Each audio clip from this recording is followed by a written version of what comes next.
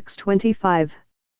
Now when Festus was come into the province, after 3 days he ascended from Caesarea to Jerusalem.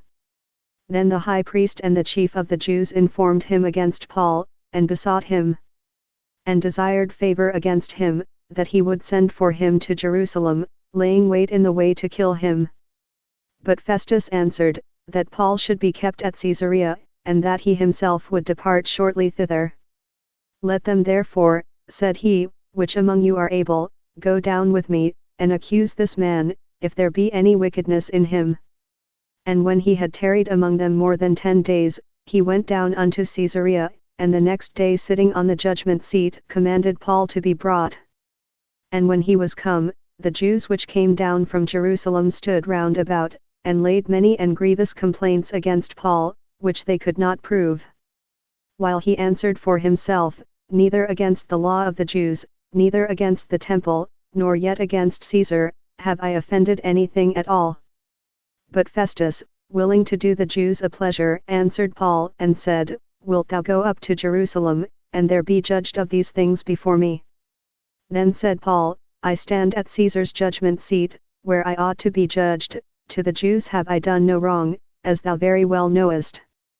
For if I be an offender, or have committed anything worthy of death, I refuse not to die, but if there be none of these things whereof these accuse me, no man may deliver me unto them.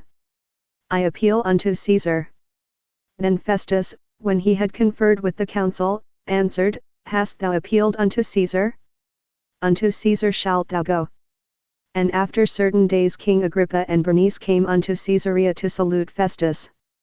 And when they had been there many days, Festus declared Paul's cause unto the king, saying, There is a certain man left in bonds by Felix, about whom, when I was at Jerusalem, the chief priests and the elders of the Jews informed me, desiring to have judgment against him.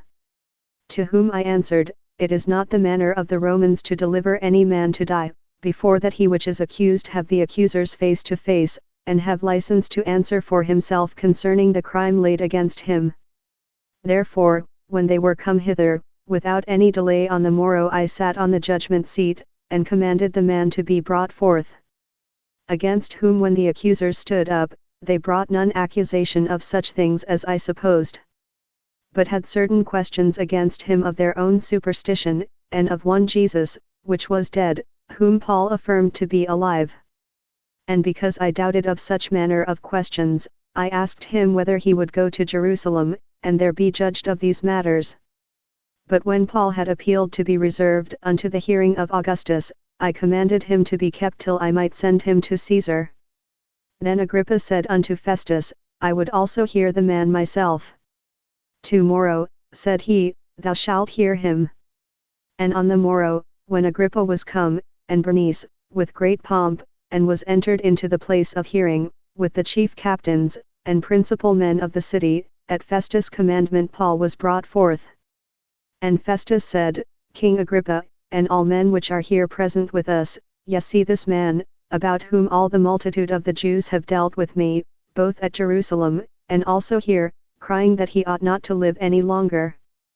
But when I found that he had committed nothing worthy of death, and that he himself hath appealed to Augustus, I have determined to send him, of whom I have no certain thing to write unto my lord. Wherefore I have brought him forth before you, and specially before thee, O King Agrippa, that, after examination had, I might have somewhat to write.